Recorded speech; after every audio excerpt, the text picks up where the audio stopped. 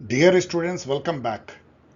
Late us start UGC NET के और deep dive करने की मैं कोशिश कर रहा हूं इस नए सीरीज में, जहां पे कि थीम वाइज एनालाइज करेंगे जून 2023 साइकिल के पेपर को। आप ये सोच सकते हैं कि मैंने एक ही साइकिल का क्यों लिया। ऑफ कोर्स दो पेपर होते हैं, आपको पता है, शिफ्ट वन शिफ्ट टू।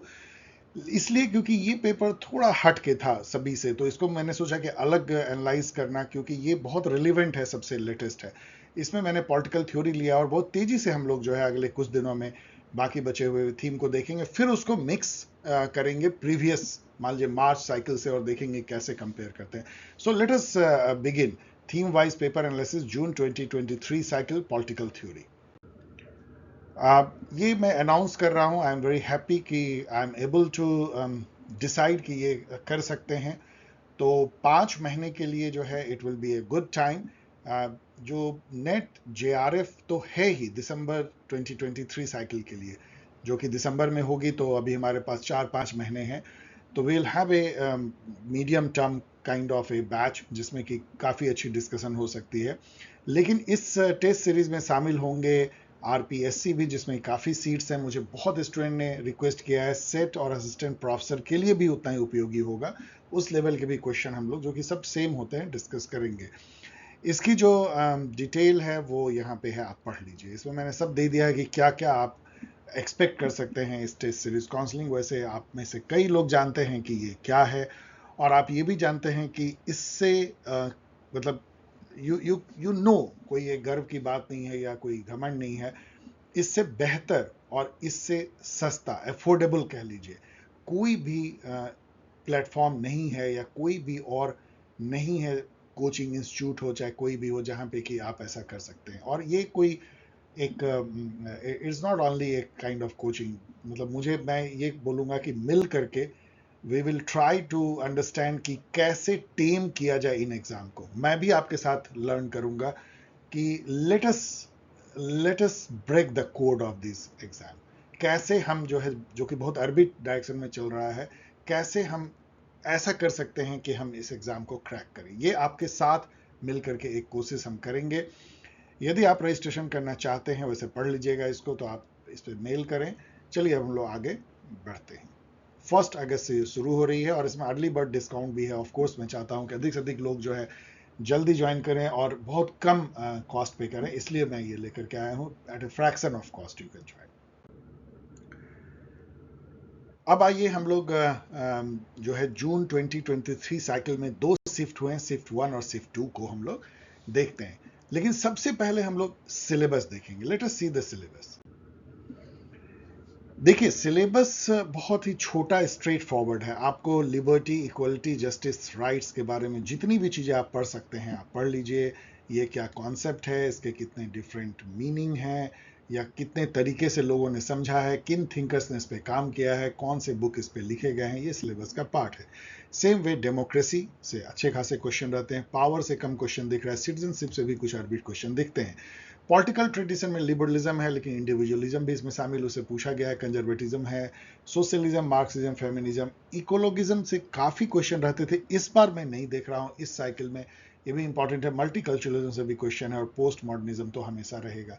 सो बहुत ही स्वीट एंड बहुत छोटा सा है, और इसको आप बहुत आसानी से काफी पढ़ के भी कर सकते हैं। इट्स नॉट दैट कि केवल क्वेश्चन आंसर करें, आप बुक लेकर के भी पढ़ सकते हैं, या इग्नू के स्टडी मटेरियल्स एटलीस्ट पढ़ लीजिए, वो भी बहुत तेजी से आप कर सकते हैं। और क्वेश्चन आंसर के थ्रू तो डेफिनेटली आप कई बार इसको जो है रिवाइज कर सकते हैं, वो भी एक बेहतर मेथड विदाउट बुक। अब आइए हम लोग क्वेश्चन आंसर देखते हैं। इससे पहले कि हम लोग क्वेश्चन आंसर डिस्कस करें, एक तो ये ठीक है, मैंने पहले एनालाइज किया है तो मार्क्ड है, तो इससे कोई फर्क नहीं, हम लोग डिस्कस करेंगे। दूसरा ये है कि इसमें कई क्वेश्चन आपको लगेंगे कि ये पॉलिटिकल थ्योरी में होना चाहिए नहीं, ये बॉर्डर लाइन है। कुछ जो है जैसे पोस्ट बिहेवियरलिज्म, वो जा सकता था कंपेरेटिव पॉलिटिक्स में भी। कॉस्मोपॉलिटिज्म या कह लीजिए ग्लोबलाइजेशन, वो आईआर में भी जा सकता था।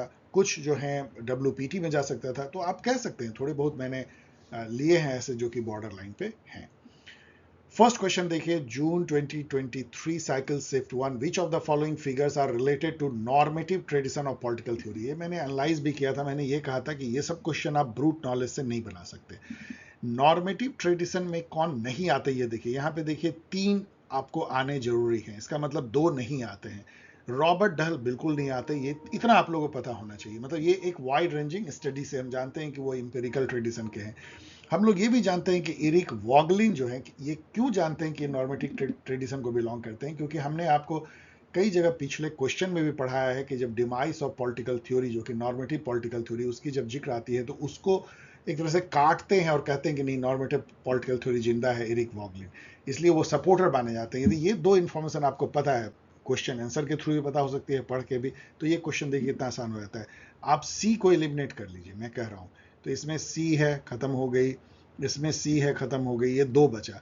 अब इस 2 में देखिए ए डी ई और A B D, A D common है, तो ए एंड डी इन दोनों को टिक मार दीजिए, कॉमन है, आपको केवल देखना है। लेकिन उससे भी आसान है कि बी को जरूर होना है, तो बी को केवल इसी, इसमें तो बी है नहीं, तो उसको खत्म कीजिए, एक में बी है। तो आप देख सकते हैं कितनी आसानी से केवल 2 इंफॉर्मेशन से, बाकी इन 3 लोगों से हमें मतलब भी नहीं है, हम एरिक वॉगलिन एंड रॉबर्ट डहल के बारे में यदि हम जानते हैं, इसलिए मैंने इसको मीडियम मार्क किया कि ये मीडियम लेवल क्वेश्चन है। यहां पे आपको ग्लोबलाइजेशन से पूछा जा रहा है, ये वही मैं बॉर्डर लाइन है कि ये क्वेश्चन दूसरे जगह भी जा सकता था।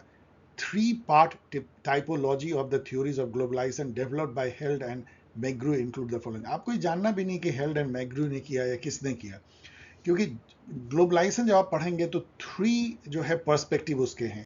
एक ग्लोबलाइजेशन के समर्थक हैं, वो हाइपर ग्लोबलिस्ट हैं या ग्लोबोफाइल्स कहलाते हैं। एक ग्लोबोफोब्स हैं, स्केपिस्ट हैं, मतलब कि वो एक तरह से शक की नजर से ग्लोबलाइजेशन देखते हैं कि ये रियली ग्लोबलाइजेशन है क्या, हो रहा है क्या, या कोई नई फिनोमेना है, ये तो हमेशा होता है, और वो बुराई भी करते हैं ग्लोबलाइजेशन की। दोनों तरीके से वो ग्लोबोफोब है, मतलब फोबिया, डर। और तीसरा जो है ट्रांसफॉर्मेशनलिस्ट हैं, जो बीच बीच में वो मानते हैं कि ग्लोबलाइजेशन कुछ एस्पेक्ट में अच्छा है, कुछ एस्पेक्ट में अच्छा नहीं है। तो ये हम लोग जानते हैं, इसलिए इसे कल्चरिस्ट को आप हटा सकते हैं, इसलिए मीडियम लेवल का क्वेश्चन है। तो आप सी को हटाएंगे तो एक ही मिलेगा, ए बी डी, दोनों मीडियम लेवल के क्वेश्चन कहे जा सकते हैं। Which among the following is the role of representative according to John Walke? अब ये एकदम अरबिट क्वेश्चन है, इसको आप मुस्कुरा के आगे बढ़ सकते हैं, लेकिन आप शायद इसको टेम भी कर सकते हैं, क्योंकि रिप्रेजेंटेटिव जो है, जब डेमोक्रेसी हम पढ़ते हैं तो ये रिप्रेजेंटेटिव डेमोक्रेसी है। इसमें रिप्रेजेंटेटिव का क्या रोल होता है, इसमें एडमंड बर्ग से लेके कई लोगों ने थ्योरी दिया, इन्होंने भी दिया है कि वो ट्रस्टी डिप्टी रोल है, आप पढ़ सकते हैं ट्रस्टी क्या होता है। एडमंड बुर्क भी ट्रस्टी थ्योरी देते हैं कि रिप्रेजेंटेटिव जो है वो ट्रस्टी की तरह काम करता है। डेलीगेट थ्योरी में डेलीगेट की तरह काम करता है, इंडिपेंडेंट भी काम कर सकता है, फैसिलिटेटर न्यूट्रल रोल है, डिस्ट्रिक्ट स्टेट और कंट्री रोल, मतलब पूरे कंट्री के बारे में भी सोच सकता है, आपके कॉन्स्टिट्यूंसी के बारे में कल नहीं। रिवोल्यूशनरी रोल आपको देख के लगेगा, क्योंकि यहाँ एक ही गलत होगा, तो देख के लगेगा कि कोई भी रिप्रेजेंटेटिव का रिवोल्यूशनरी रोल करने लगेगा इन सब की तुलना में, तो आपको डी को एलिमिनेट करना है। लेकिन फिर भी मैं कहूंगा ये डिफिकल्ट है। ये तो आसान है, क्योंकि इसमें केवल एलिमिनेट आपको करना है ई को। यहां देखिए 4 सही है, एक ही गलत है। आप पढ़ते पढ़ते आ जाइए, इंडिविजुअलिज्म के सभी सही है, लेकिन यहां पे आइए distribution of property in society, ये तो बिल्कुल एनाथमा है, मतलब बिल्कुल नो नो नो। इंडिविजुअलिज्म जो इंडिविजुअल की ऑटोनॉमी, इंडिपेंडेंस की बात करता है, स्टेट को लिमिटेड स्टेट मानता है, वो मानता है कि the protection of state against foreign aggression उसका काम है, क्योंकि स्टेट का काम यहाँ पे बता रहा है कि तुमको क्या करना है, तुम हमारी रक्षा करो, इंटरनल जो है लॉ एंड ऑर्डर मेंटेन करो, कम्युनिकेशन रखो, और प्रोटेक्शन करो प्रॉपर्टी का, मतलब शांति व्यवस्था बनाए रखो, protection of individual against epidemics, ये सब भी करना ही पड़ेगा, इंडिविजुअल को बचाना होगा, प्रोटेक्ट करो इंडिविजुअल के लाइफ, लिबर्टी एंड प्रॉपर्टी को, बट डिस्ट्रीब्यूट प्रॉपर्टी करना, ये तो इंडिविजुअलिज्म नो नो। तो इजी क्वेश्चन आप देख सकते हैं। ये क्वेश्चन जो है एकदम अरबिट है, क्योंकि वैसे तो बुक जो है पॉलिटिकल साइंस के हैं, लेकिन ये सब थिंकर इतने अननोन हैं कि डिफिकल्ट है इसको कैच करना, टेम करना। तो बस मैंने टिक मार दिया, देख लीजिए, आप मुस्कुरा के आगे बढ़ सकते हैं। अब यहाँ पे देखिए पोस्ट बिहेवियरलिज्म के कुछ स्टेटमेंट दिए हैं, उसमें से कौन से करेक्ट हैं, ये मैं नहीं भी ले सकता था, लेकिन पोस्ट बिहेवियरलिज्म भी थ्योरी के अंदर आता है, थ्योरेटिकल करंट है बिहेवियरलिज्म एंड पोस्ट बिहेवियरलिज्म, इसलिए मैंने लिया है। पोस्ट बिहेवियरलिज्म के 7 क्रेडो जो है, मतलब 7 टीनेट कह लीजिए, 7 फीचर्स या 7 कोर थीम, वो डेविड ईस्टन ने दिया हुआ, मैंने कई जगह अपने यूजीसी नेट गाइड और हर जगह बताया है, जो क्वेश्चन आंसर में भी। उसमें जो है वो सब्सटेंस मैटर करता है, फैक्चुअल केवल डेटा कलेक्शन के से ज़्यादा सब्सटेंस मैटर करता है, सोशल चेंज इसमें होना चाहिए। इनफैक्ट जो पॉलिटिकल थिंकर है वो एक पॉलिटिकल एक्टर की तरह बिहेव करता है, सोशल चेंज लाता है, और पॉलिटिसाइजेशन और प्रोफेशन भी है। तो ये आप आसानी से क्रैक कर सकते हैं यदि आप 7 क्रीडो याद रखे हुए हैं तो। लेकिन यहां पे आइए, technique and quantification are most important. आपको ये नहीं भी यदि पता है ना, तो आप यहां देखिए, इसको आप काट देंगे। क्यों? क्योंकि ये पोस्ट बिहेवियरलिज्म है। डियर स्टूडेंट, यहां पे समझिए, post Marxism, post empiricism, post truth, post modernism, ये सब में जब पोस्ट लग जाती है, इसका मतलब होता है कि मॉडर्निज्म के जो बहुत सारे जो फंडामेंटल थॉट है उसको नकारता जो है वो पोस्ट मॉडर्निज्म। उसी तरह बिहेवियरलिज्म के जो बहुत सारे कोर थॉट है उसको जो नकारता है वो पोस्ट बिहेवियरलिज्म। उससे हम आगे निकल गए हैं, वी हैव मूव्ड ऑन। तो जो technique and quantification are most important is the basic tenet of behaviouralism. इसको कभी पोस्ट बिहेवियरलिज्म नहीं मानेगा, इसलिए डी को एलिमिनेट करेंगे तो ए बी सी हो जाएगा। ये भी मीडियम लेवल का मैंने दिया है। यहाँ पे मैच करना था कॉन्सेप्ट और थिंकर से, तो ये यहाँ पे आसान इसलिए हो जाता है कि बी का 2 बिल्कुल आसान है, क्योंकि rational is real and real is rational. ये बहुत ही फेमस कथन है हेगल का, उसी तरीके से जैसे कि state is March of God on earth है, उस टाइप का है। इसके जो मायने हैं वो एक लाइन में समझिए तो ऐसा है कि जो अभी आपके सामने है जैसा, वो इसलिए है कि वही होना सबसे उचित है। It's like that. मान लीजिए कि मणिपुर में हिंसा हो रही है, तो हेगल कहेंगे वहां जो हिंसा हो रही है ना, वो होना ही था, वही होना था वहां, क्योंकि वही होना वहां लॉजिकल था। मतलब कहने का क्या है कि वहां जिस तरह से मैती एंड कुकी का डिवाइड है, जैसे वहां पॉलिटिक्स हुई है, जिस टाइप से वेमनेस बढ़ा है, और जैसे सरकार की वहां पे रही है लापरवाही, तो ये होना ही था, यही होना रैशनल था, ये लॉजिकल था। It's like that. मतलब मैं एक क्रूड एग्जांपल दे रहा हूं। सो rational is real and real is rational. तो ये जो है हेगल कथन है, तो बी का 2, और देखिए बी के 2 से क्रैक हो जाता है। चूंकि ये क्रैक हो जाता है, कोई बी का 2 नहीं है, इसलिए इजी मैंने मार्क किया है। बाकी आप जस्ट मैच कर लीजिए और जान लीजिए, तब आगे बढ़िए। ये भी क्वेश्चन जो है, ये सोशल एक्शन, ये नहीं भी मैं ले सकता था, क्योंकि ये डायरेक्टली आप देखेंगे सिलेबस, अभी आपको मैंने पढ़ के बताया, सिलेबस से नहीं आता है, लेकिन फिर भी चलिए थ्योरी में सोशल एक्शन क्या होती है। जैसे आप रोड पे निकल आते हैं किसी भी सोशल कॉज के लिए, तो उसको सोशल एक्शन कहते हैं, जब कलेक्टिव निकल आते हैं। सोशल रिफॉर्म जो है वाइडर है, जैसे समाज में विधवा विवाह खत्म करना, ये सब जो की गई, बाल विवाह एंड ऑल, जितने भी सती प्रथा खत्म, social reform it's a big big area. Social action तो स्पॉन्टेनियस किसी एक इशू पे होती है। तो social action, social reform both have normative and. Normative and क्या है? नॉर्म, वैल्यू, इथिक्स, उस पर बेस्ड एंड। यस, अच्छा होना चाहिए, ये सुधार होगा, ये खुद नॉर्मेटिव है। क्या चीज अच्छा है? अब कोई कह सकता है कि विधवा विवाह अच्छा है बुरा, आप कोई डिसाइड करने, सब नॉर्म है। एक समय में विधवा विवाह जो है वो अच्छा नहीं माना जाता, समाज का नॉर्म था, आज उसको अच्छा माना जाता है, तो नॉर्मेटिव एंड है। स्टेटमेंट 2 है social reform is only one field of social action, the scope of social action is much wider. तो ये उल्टा है, इसलिए मैंने कहा था कि इसको चैलेंज कीजिए। इनफैक्ट उल्टा है कि social action is one form of social reform and scope of social reform is much wider. लेकिन इसने ऑफिशियल आंसर जो है इसको करेक्ट माना था, इसलिए मैंने कहा था ये तो चलिए ठीक है करेक्ट है, लेकिन ये फॉल्स है मेरे हिसाब से। Who among the following said the concept of citizenship has gone out of fashion among political thinker? अब देखिए सिटीजनशिप जो है सिलेबस में, लेकिन उससे और कुछ ना पूछ करके इन्होंने कितना अर्बिट पूछा है कि वान गॉन्स्टेरेन ने ये कहा है। अब ये तो एकदम अर्बिट है, ये दूसरा अर्बिट है जिसको मुस्कुरा के आप आगे बढ़ जाए। ये भी मैं नहीं ले सकता था, ब्रेक डाउन ऑफ मॉडर्नाइजेशन। ये जो मॉडर्नाइजेशन थ्योरी यदि सीपी में देखे तो उसका था, लेकिन फिर भी चूंकि मॉडर्नाइजेशन थ्योरी से है, तो चलिए ब्रेक डाउन ऑफ मॉडर्नाइजेशन का मतलब क्या होता है कि आप जानते हैं कि मॉडर्नाइजेशन मतलब जो मॉडर्नाइजेशन थ्योरी दी गई थी कि यदि आप एक पाथ अपनाता है, थर्ड वर्ल्ड ऐसे ऐसे, मतलब कैपिटल इन्फ्यूज करता है, सेविंग करता है, टेक्नोलॉजिकल विकास करता है, अपने पॉलिटिकल इंस्टीट्यूशन को दुरुस्त करता है, तो डेवलपमेंट होगा, ऐसे आगे जाएगा। लेकिन आइजनडैट कहते हैं कि ऐसा देखा गया कि ये ब्रेक होके बैक भी हो जाता है। तो ये जरूरी नहीं है कि आपने यदि वेस्टर्न मेथड अपना लिया तो थर्ड वर्ल्ड हमेशा आगे ही मॉडर्नाइजेशन में बढ़ेगा, कभी डी मॉडर्नाइजेशन भी हो सकता है, वो बैकवर्ड भी, रिएक्शनरी भी होता है, पीछे भी जाता है। ऐसा उन्होंने अपने सर्वे और इंपेरिकल स्टडी से बताया। तो ये डिफिकल्ट है, ये तो चलिए मैं काट देता हूँ, डिफिकल्ट है, इसको डिफिकल्ट मैंने कहा है।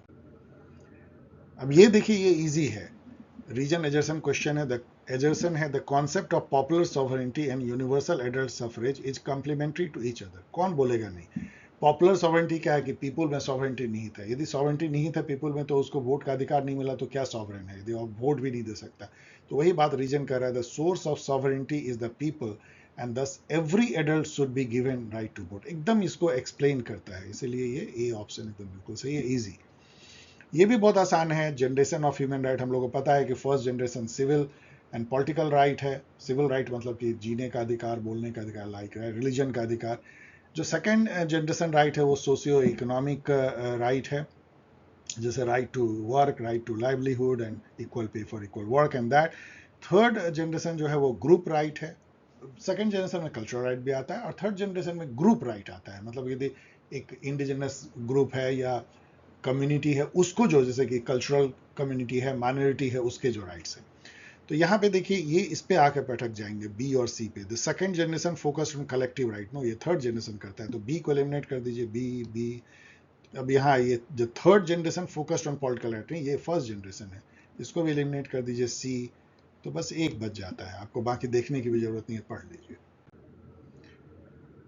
Who among the following rejected the claim of universal sisterhood? आपको पता है यूनिवर्सल सिस्टरहुड जो है रेडिकल फेमिनिज्म, जो सेकेंड वेव फेमिनिज्म है, उसकी फिनोमिना थी, जिसमें कि ये कहा जाता था कि पूरी दुनिया की औरतें जो हैं वो सिस्टर्स हैं। उनका कंसियसनेस रेजिंग जो है वो एक तरह का सभा होती थी, इसमें सभी की वुमेन होने का मायने क्या है, कैसे हम जो है अच्छे हैं, और एक वी फीलिंग लाने की कोशिश की जा रही थी। लेकिन उसको काटती हैं ब्लैक फेमिनिस्ट। उनका कहना है कि हम जो हैं कलर्ड जो फेमिनिस्ट हैं उसमें इंटरसेक्शनलिटी आ जाती है। मतलब हमारा जो पहले तो रेसिज्म हमको मारता है, तब फेमिनिज्म जो है या जेंडर का जो डिवीजन है वो मारता है। तो ब्लैक फेमिनिज्म इसको काटती हैं। यहाँ आप कंफ्यूज मार्क्सिस्ट से कर सकते हैं, लेकिन यूनिवर्सल सिस्टरहुड को एक्चुअली ब्लैक फेमिनिज्म या कलर फेमिनिज्म काटता है। तो मीडियम लेवल का क्वेश्चन है। ये जो है क्वेश्चन बहुत आसान है, क्योंकि पोस्ट कॉलोनियल फेमिनिज्म आप लंबा चौड़ा मैं पढ़ नहीं रहा हूं, लेकिन आप देखिए यहाँ पे केवल एक ही स्टेटमेंट जो है रॉन्ग है, एक ही स्टेटमेंट। और आप डी पे आइए, there is a universal approach to understand subordination of women. Universalism को ऑलवेज पोस्ट कॉलोनियलिज्म काटेगा, ऑलवेज। क्योंकि पोस्ट कॉलोनियल फेमिनिज्म हो चाहे कोई भी थ्योरी हो, उसका तो यही तो कहना है कि जो वेस्टर्न टेम्पलेट है, वेस्टर्न वैल्यू है, ह्यूमन राइट हो, जस्टिस हो, वो यूनिवर्सली लागू नहीं होती है। ये कल्चरल कॉन्टेक्स्ट में उसके मायने बदल जाते हैं, और अलग अलग कल्चर अलग अलग तरीके से जस्टिस या राइट के मायने निकालती, एक्सरसाइज करती है, रियलाइज करती है। इसलिए यूनिवर्सल अप्रोच को बिल्कुल काटेगा, ऐसा ये गलत है। तो डी को यदि आप हटाएंगे तो आपको क्या बच जाएगा, ए बी सी बच जाएगा, क्योंकि ई तो ऐसे ही गायब हो जाएगा, बिकॉज उसको कोई ऑप्शन ही नहीं है। अब आइए हम लोग इसको एनालाइज एक साथ करेंगे। अब आइए जून 2023 साइकिल के सिफ्ट 2 के देखते हैं। इसमें 13 क्वेश्चन था, अभी जो हमने देखा 14 क्वेश्चन था। ऑफकोर्स कुछ बॉर्डर लाइन है तो आप 10 से 14 क्वेश्चन कर सकते हैं। इसी तरह यहाँ भी 13 क्वेश्चन है तो 10 से 13 कर सकते हैं। तो पॉलिटिकल थ्योरी पे एक तो थोड़ा फोकस ज्यादा हुआ है। फर्स्ट ये देखिए कि 10 से ज्यादा क्वेश्चन तो डेफिनेटली है, पहले कभी 7-8 क्वेश्चन या 5 क्वेश्चन भी आते थे। फर्स्ट क्वेश्चन देखिए सिफ्ट 2 का, who among the following scholar has had leveled the criticism against J.S. Mill, ये कहते हुए कि we cannot separate two different compartment of individual conduct, self regarding and other regarding की बात हो रही है। इसको आप गेस कर सकते हैं, क्योंकि जो अर्नस्ट बाकर हैं, जो कि टी.एच. ग्रीन के शिष्य थे, उन्होंने इनको क्रिटिसाइज करते हुए कहा था J.S. मिल को कि he is profit of empty liberty. यदि आप ये जानते हैं तो फिर इसको गेस कर सकते हैं। ऑफकोर्स मैं गेस बोल रहा हूँ, ये सही भी हो सकता है, लेकिन ये सही है। इन सबको भी जरूर जान लीजिएगा। मैकलेवर जो है एक प्लूरलिस्ट थिंकर थे, जिन्होंने ये कहा था कि state is one community among many communities. और हॉब हाउस तो अभी आप देखेंगे कि इनका कुछ थ्योरी भी कई जगह इनकी थ्योरी जो है, कई थ्योरी आप लोग पढ़े होंगे। जीएम जोड के भी कुछ जो सोशलिज्म पे कोट हैं वो बहुत फेमस है, वो भी पूछा जाता है कि socialism is like a hat, जो भी पहनता है वो अलग मीनिंग निकालता है। तो ये डिफिकल्ट है, मैंने गेस किया और ये सही निकला, लेकिन नॉट नेसेसरी कि ये गेस सही निकले। कौन कहा है ये सब ऑलवेज डिफिकल्ट होता है। Who among the following has defined deliberative democracy in terms of pluralistic association, ये सब बिल्कुल सिलेबस से है। डेमोक्रेसी है तो डेलिबरेटिव डेमोक्रेसी, यदि आप इतना भी जानते हैं कि जेसुआ कोहेन जो है, David Miller and many other जो जो जो डेलिबरेटिव डेमोक्रेसी के थिंकर है, उनका नाम भी आपको पता हो, तो यहाँ पे आप देखेंगे कि एक ही है, तो आप गेस कर सकते हैं। अगेन ये गेस से आपको बन सकता है और ये सही निकलेगा, लेकिन दोनों डिफिकल्ट है। Who wrote the book state in capitalist society? ये आसान भी हो सकता है बहुत लोगों के लिए, ये मीडियम लेवल का भी हो सकता है। इसको लिखने वाले राल्फ मिलीबैंड है। यदि आपने मिलीबैंड पोलंजा डिबेट को पढ़ा है, जो मैंने कई जगह बताया भी है, तो राल्फ मिलीबैंड जो है वो एक इंस्ट्रूमेंटलिस्ट अप्रोच लेते हैं स्टेट इन कैपिटलिस्ट सोसाइटी का, जहां पे कि निकोलस पोलंजा उसका जो है स्ट्रक्चरलिस्ट अप्रोच लेते हैं। इन दोनों को मैं एक्सप्लेन नहीं कर रहा हूँ, इनकी डिबेट बहुत ही फैसिनेटिंग और बहुत फेमस है।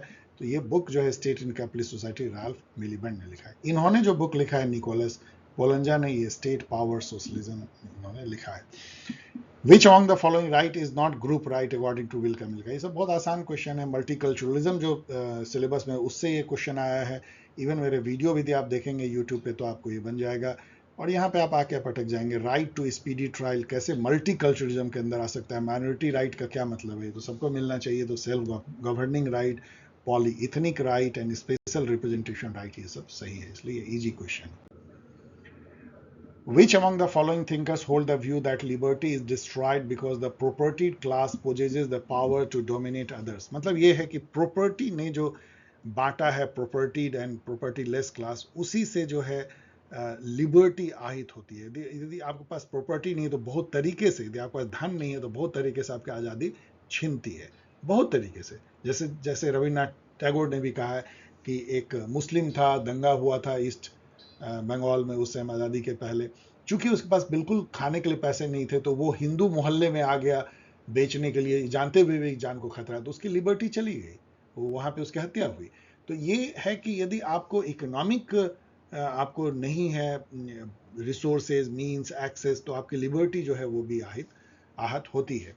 ये कहने वाले केवल रूसो ही नहीं है, मार्क्स भी हैं, एंगल भी हैं। लॉक को आप केवल अलग कर सकते हैं, क्योंकि आपको एक ही अलग करना है। देखिए कितना आसान है। इन चारों में से केवल लॉक ही ऐसे हैं जो कि राइट टू प्रॉपर्टी को सैक्रोसैंक्ट मानते हैं, तो वो ऐसी बात कह ही नहीं सकते हैं। बाकी तो आपको पता है कि रूसो भी घोर विरोधी थे प्राइवेट प्रॉपर्टी के, और मार्क्स एंगल तो मार्क्सिस्ट हैं। तो इसलिए बहुत आसान है, और इसका हो जाएगा ABD, very easy. Who among the following political thinker reformulated the principle of realism by Hans Morgenthau from a feminist perspective? ये सब लड्डू क्वेश्चन है। वी ऑल नो कि जे हंटिकनर ने उनके जो 6 प्रिंसिपल थे रियलिज्म को, उसको फेमिनिस्ट पर्सपेक्टिव से उसको रिफॉर्मुलेट किया था। ये क्वेश्चन जो है मैच करना ethics of care, sexual politics, ये इसलिए आसान हो गया बाय लक, इसलिए मीडियम का है कि केट मिलेट की जो बुक है सेक्सुअल पॉलिटिक्स, ये सभी स्टूडेंट जानते हैं जो यूजीसी नेट देते हैं, और उससे ये क्रैक हो जाता है बी का 1। कोई भी ऑप्शन बी का 1 और नहीं है, इसके चलते बाकी को मैच कर लीजिए, जान लीजिए, क्योंकि ये आगे आपको हेल्प करेगा कहीं और मैच करने में। Which of the following statement given by John Lynch and Alfred Stephen are true? आपको ये जानना भी नहीं कि ये कौन है और उन्होंने क्या कहा है, आप इसको केवल पढ़िए, और यदि आपने वाइड रेंजिंग पढ़ाई की है तो आप खुद ही इसको एलिमिनेट कर सकते हैं। कैसे? अब डी पे आइए। यहाँ पहले देखिए, मैंने हिंदी वाला पता नहीं क्यों ले लिया है, तो यहाँ या तो 2 गलत है या 1 गलत है, या 3 गलत भी हो सकता है, लेकिन 2 गलत ज़्यादा चांस है क्योंकि 3 सही है। अब यहाँ आइए, डी पे आइए। मॉडर्न कंसोलिडेटेड डेमोक्रेसी है प्योर मार्केट इकोनॉमिक्स ओनली। ये क्रूड स्टेटमेंट है। पहले तो प्योर मार्केट इकोनॉमीज एंड केवल वही डेमोक्रेसी, और भी डिपेंड डेमोक्रेसी बताएगा, बिल्कुल गलत है। तो आप डी को जो है एलिमिनेट कर दीजिए, डी एलिमिनेट हो गया। अब आइए आप सी पे आइए। Rule of law is condition for consolidation of democracy. ये बिल्कुल एकदम सही स्टेटमेंट है कि रूल ऑफ लॉ जो है ये डेमोक्रेसी का बेस है, डेमोक्रेसी यही है, होना चाहिए। तो सी यदि ये है तो सी इसमें है, सी इसमें है, तो ये इसमें तो है नहीं। अब इन दोनों में देखिए सी ई कॉमन है, तो सी को यदि आप टिक मार रहे हैं तो ई को भी मार लीजिए। अब केवल आपको देखना है ए और बी में कौन सही है। ए और बी को चलिए पढ़ते हैं। Both civil society and political society are complementary to each other. कौन बोलेगा नहीं? We all know the complementarity is always recognise. अब आप देखिए, ये सही भी हो सकता है, नहीं भी हो सकता है, लेकिन ये जरूर सही है।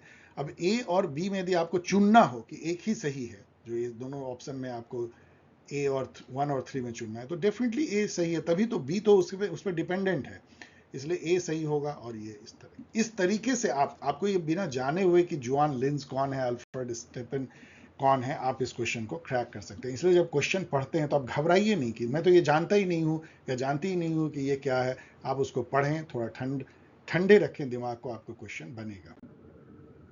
विच of the following are the basic features of Eric Hobsbawm's theory of nationalism. अब अगेन ये बहुत स्पेसिफिक क्वेश्चन है कि हॉब्सबाउम की थ्योरी नेशनलिज्म की, आर्नेस्ट गेलनर की थ्योरी नेशनलिज्म की, या एंथनी द स्मिथ की, और या बेनेडिक्ट एंडरसन की। तो पढ़ लीजिए, इसका मतलब है कि आपको ये क्यों दे रहा है कि उन सब की थ्योरीज को आप थोड़ा पढ़ लीजिए। ये क्वेश्चन इसलिए भी बहुत ज़्यादा डिफिकल्ट नहीं है कि इन री इन्वेंटिंग ट्रेडिशन, मतलब नेशनलिज्म एज री इन्वेंटिंग ट्रेडिशन, ये एक बहुत फेमस कथन है हाउसबाउम का, तो ये बिल्कुल सही है, बी सही है। और यहाँ पे आइए बी किसमें किसमें है, तो इसमें बी नहीं तो उसको ख़त्म कर दीजिए। अब इन तीनों में बी है तो अभी तो कोई काम और बना नहीं, तो अभी आगे हम लोग जो है चलते हैं। He identifies petty bourgeoisie as a group that advocated separatist nationalism। ये भी उनका थोड़ा सा कम नोन, लेकिन उनका कहना है कि जो पेटी bourgeoisie क्या होता है, बहुत धनवान नहीं, लेकिन जो छोटे छोटे प्रोफेशनल इंजीनियर, डॉक्टर एंड उभरते हुए जो लोग मिडिल क्लास होते हैं उसको पेटी bourgeoisie कहते थे यूरोप में। तो वही नेशनलिज्म के मेन बने, वही लोग किताब लिखते थे, वही नेशनलिज्म का नारा देते थे, इंडिया में भी उन्होंने दिया, हर जगह दिया। तो ये उनका सही है, तो बी और सी तो सही है। लेकिन इसमें जो ऑफिशियल आंसर जो है वो तो बी सी था, लेकिन कई स्टूडेंट ने कहना था कि ये भी उन्होंने कहा है कि 3 फेजेज ऑफ नेशनलिज्म। मैंने भी पढ़ा तो मैंने देखा कि यस उन्होंने कहा है, तो ए बी सी होना चाहिए। लेकिन इसमें ए बी सी कोई ऑप्शन भी नहीं, इसलिए बच्चों ने इसको चैलेंज किया था, लेकिन पता नहीं क्या यूजीसी नेट ने किया, that I don't know, but इसका ऑफिशियल आंसर बी एंड सी है। The socialist movement developed in France in the, ये बुक भी उनका देख लीजिए हॉसबॉर्न का, इसके बारे में पढ़ लीजिए तो आपको ये सब पता भी चल जाएगा।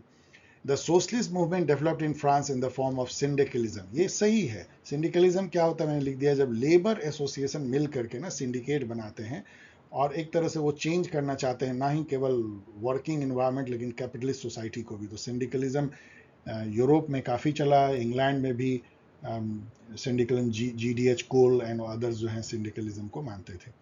सिंडिकलिज्म reject the idea of class struggle. ये बिल्कुल गलत है, क्लास स्ट्रगल से तो उपजता है। यहाँ पे कैपिटलिस्ट वर्किंग क्लास का तो डिवीजन है, एक तरह का सोशलिस्ट आइडिया है ये, इसलिए ये सही है और ये फॉल्स है, तो ये स्टेटमेंट 3 होता है। Which of the following statement does not indicate deepening of democracy facilitated by gender in politics in India? ये सब तो कॉमन सेंसिकल क्वेश्चन है। आप देखिए कि इसमें से एक ही आपको रिजेक्ट करना है, मतलब जेंडर, यदि पॉलिटिक्स में जेंडर सेंसिटिव बना दिया जाए इंडिया में, तो उसमें कौन सा फैक्टर नहीं डिपेंड करेगा डेमोक्रेसी को। तो when women participating in politics as a community और ग्रुप, ये तो है, ये तो है। Articulation of political voice of women सही है। Women from upper caste carrying out a silent revolution, why upper caste, ये मैं हमेशा कहता हूँ कि इस टाइप का आउटलैंडिश स्टेटमेंट ढूंढिए, यही गलत है। And women getting involve in the public space, ये सब बहुत ही कॉमन स्टेटमेंट है कि जेंडरिंग करने से सब होगा, लेकिन women from upper caste carrying out a silent revolution, इससे डीपनिंग डेमोक्रेसी का क्या नाता है, इसलिए ये ऑड वन आउट है, ये गलत है। यहां पे देखिए ये भी मीडियम लेवल का है, क्योंकि एक से काम नहीं चलता है इसमें।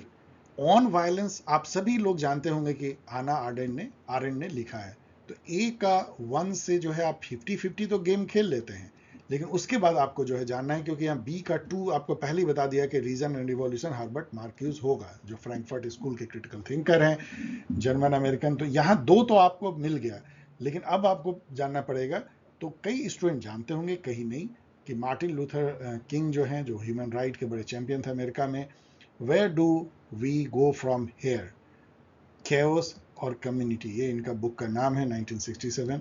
तो यदि आप ये जानते हैं तो आपको ये क्रैक हो जाएगा, क्योंकि तब आप सी का 4 को करोगे। लेकिन चूंकि आप ये नहीं भी जान सकते हो, तो इसलिए ये एक मीडियम लेवल का क्वेश्चन मैं कह रहा हूं।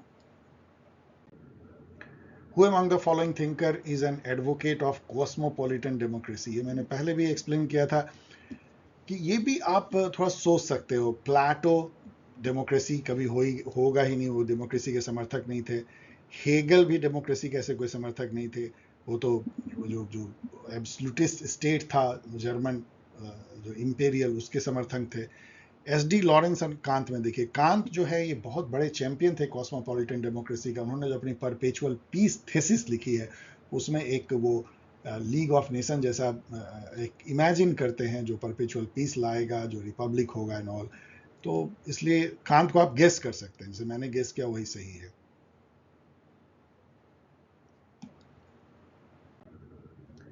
तो डियर स्टूडेंट, ये 13 क्वेश्चन मैंने जो है शिफ्ट 2 में एनालाइज किया, ऑफ कोर्स, और 14 शिफ्ट 1 में। आप कह सकते हैं कि सर आपने कुछ बॉर्डर लाइन लिया है, जो मैं खुद फील करता हूं, तो 10 से ऊपर तो है ही।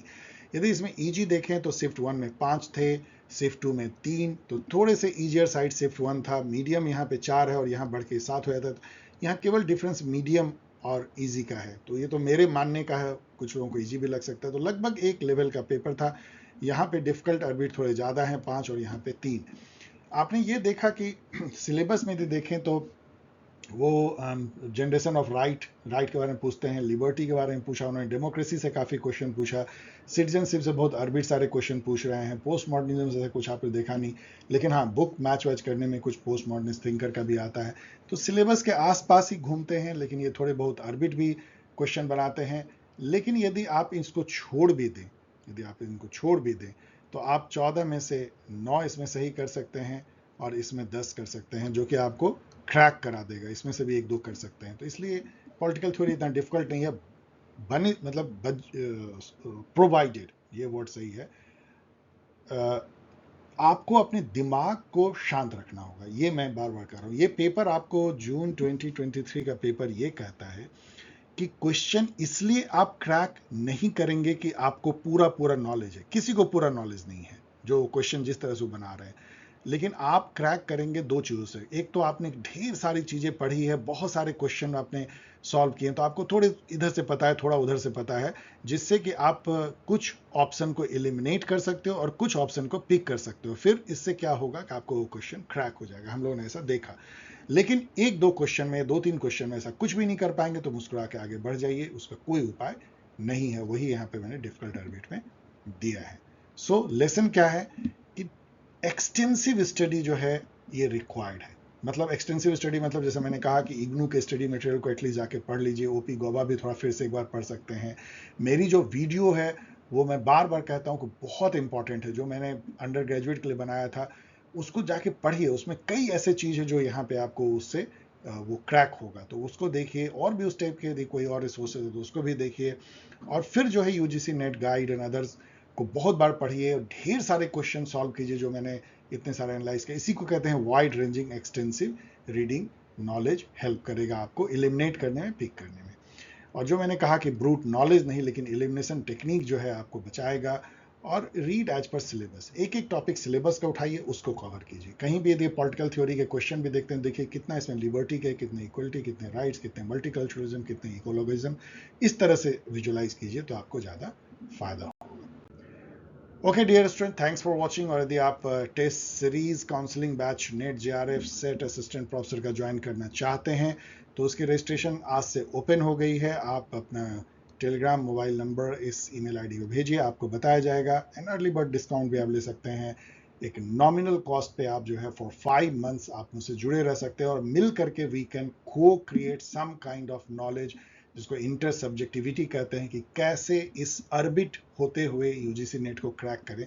ये हम लोग मिल के सोचेंगे, आपके साथ मैं भी डिस्कस करूंगा। ये है ये बैच। ऐसा कुछ नहीं है कि मैं ज्ञान दे रहा हूं, आप ज्ञान ले रहे हैं, not like that. Will see together how we can crack this. और यदि आप बुक लेना चाहते हैं तो ये 2 सबसे जो अच्छे रिसोर्सेज हैं, एक यूजीसी नेट गाइड है, ये पीडीएफ फॉर्म पे अवेलेबल है इंस्टामोजो पे, और बेस्ट 1000 एमसीक्यू जो हो सकते हैं यूजीसी नेट लेवल के, वो अमेजन पे किंडल वर्जन में है। इसको आप यहाँ से ले सकते हैं, लिंक है डिस्क्रिप्शन में, इसके लिंक क्लिकेबल भी दी जाएगी। ओके, इस तरह के सीरीज को बहुत जल्दी एक एक दिन में हम लोग पूरा करेंगे। अगले 6-7 दिनों में हम लोग इसको खत्म करेंगे। फिर हम, जैसा मैंने कहा, कि थोड़ा और बैक जाकर के थीम वाइज हम लोग एनालाइज करके समझने की कोशिश करेंगे कि जून कितना अलग था मार्च साइकिल या पहले के साइकिल से। ओके, तब तक के लिए विदा।